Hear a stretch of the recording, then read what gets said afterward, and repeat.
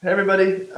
So I put a couple examples together of basic issues that I think that everyone can kind of work on, or at least the majority of you. A couple things I didn't go over in the first demo. So I've also made more detailed notes in Marin, James, and Jeff's posts. So if you want to check those out, you can see some screenshots, and I made some modifications, and I've also included the PDFs, so you can see how I modified the anchor points. So I chose three examples to cover what we're talking about. I have Ashley, Leah, and Shannon pulled up right now. So um, this one had a few issues with kind of a wobbly curve, and that's probably because there are too many anchor points, which make it really hard to control. So what I'm going to do is I'm going to go to my pen tool. So you can shortcuts P. You can see that next to it if you hover over. Um, and then you can kind of see. So, and then A will take us to the direct selection tool. So I'm going to press the letter A, this white one. I'm just going to highlight the letter and see what's going on, or the character rather. Okay, so to start, I'm taking a look, I probably don't need this anchor point because I have these handles that I can adjust. So what I'm going to do is I'm not going to subtract this. I'm not going to use I'm not going to use the delete anchor point tool. I'm going to use, actually, yes, I am. Sorry, I'm going to use my anchor tool, not just remove the anchor. So when I press that, you'll see it kind of got a little weird. But now I'm going to switch to my direct selection tool, A, and then pull my anchor point up like that. And then you can adjust this one from here. So you see, just by removing that, I already have a much more rounded curve. So if I wanted to move down into the form a little bit, you can see the same problems here.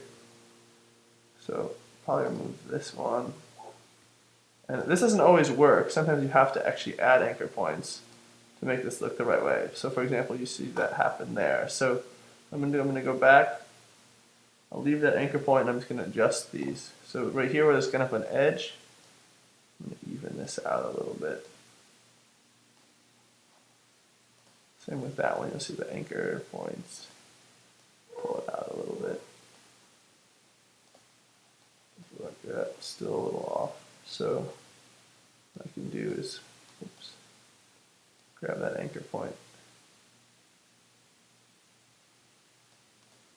Move it there. So that's getting better. Not perfect, I mean you have to finesse it a little bit. We move that into the form, where else do we have like a wobbly area here? So this seems a little thicker than the rest, so I'm going to select. I can move this anchor point down here. Zoom out a second to see what's going on. Yeah, I can move it here. And then you might want to add an anchor point. So what I'm going to do is press plus, and then I can go A. Right, directly. You probably want to be a little bit more zoomed in to do this. So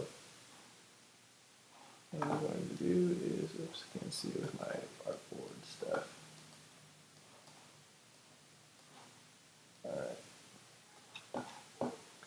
Here I can adjust the handles to make that width a little bit more even. Now I have a problem here. So I can take that handle and adjust from there. So obviously not perfect yet, but getting there, okay? So that's how I would adjust using the handles. Let's take a look and selecting anchor points. So moving into this one, so this one doesn't actually have too many problems, it's geometric. The one thing that I'd like you to do is, if I go like this and I select the whole thing, you'll see it's made out of pieces, right? So if I select something, that happens, which is perfectly fine if you want to work that way. It might be easier to trace, but make sure that when you're done, you select all of it, so you can either click drag select or press Command A, and Command A will select everything. And then open your Pathfinder tool. So if you go to Windows, Pathfinder, like that. So Pathfinder, and it's Unite. So now you'll see everything is one piece. No longer, so if I double click into it, it's always one thing. Okay, so there's a bunch of you that are working in pieces, perfectly fine, but make sure that when you do that, you unite it so it becomes one character. Okay, this one. So same issue. This is like adjusting more rounded edges. Curves. If I go here, there's a ton of anchor points. So what I'm going to do is I'm going to remove some of them just to make room So I might want to keep this one, right? That's a center point. So I'm going to go here, A, select this anchor point, and I'm going to bring it up to where I want it. So you see less anchor points is better. So you'll see my adjustment, I made a bump there. Not the best. So like that, somewhere, maybe.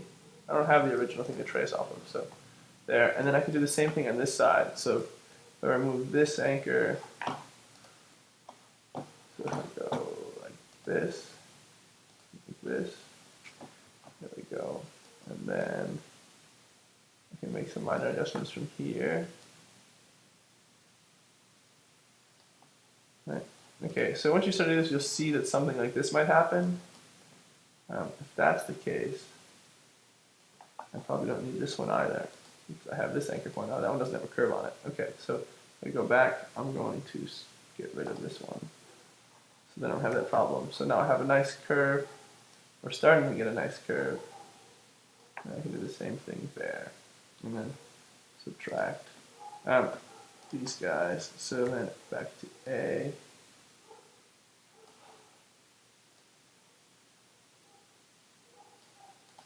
There you go. So you can see how that's starting to be a nicer curve. So two things. So it's kind of, I'm not like guessing which anchor points I need to delete. I'm kind of already, familiar with where those Bezier curves and how they work. So two ways of kind of testing or seeing how that works. Really simple stuff. You can take this circle tool and draw that, and say you draw like an oval like that, and then A. You can see how those Bezier curves work. So this is good practice. You can take a circle, or an oval rather, and then adjust those to see how they work. So that's the best way. So you'll see you can create pretty dynamic forms with just 4 anchor points. Add anchor points only when you need them, not to create little curves, or to create larger curves rather. Otherwise, you're going to end up with a lot of these things, and it's going to be really hard for you to control later. The other thing I like to do is, if I want to see how a letter is drawn, I can grab, like, say, like a lowercase a, for example. Let me see, my type window, type, character. Where'd it go? Oh, it's on the other screen. Okay. Let's say I want to go character, and I do something like a grotesque. I don't know, grotesque number 9 or something. And I'm going to change the point size to say 70, maybe bigger, 300. That just fell out of my screen. So if I do that, and then what I can do is go to Object Expand. Object Expand. Okay, so this is a really nice way to learn how those Bezier curves work as well, by expanding letters to see how the letters are constructed. So when I go to my letter here, I can see very few Bezier curves. You can see how evenly they're drawn. Just enough to make it work. So it's nice practice to get rid of one. So say I want to subtract one. A. Right, and see how much that modifies the letter. Right, and you can actually see how you can make things work, or how this actually works. So yeah, those are my 2 tricks. I take a circle and I can see exactly how a curve operates, also the letter, and see exactly what they're doing or how they're doing. And that'll get you a little bit more familiar with the pen tool, so next time you use it, it's a little bit more intuitive. Okay, so those are the 3 examples I wanted to show you, or see 3 things that I think you could work on or go through in your own sketches or renderings. Also, please check out those 3 posts. I'll put links to them, or I'll put the names where I put them. I know I give everybody feedback, or at least a little bit of feedback, but hopefully this will help along with the more detailed responses I gave some of you. All right, thank you.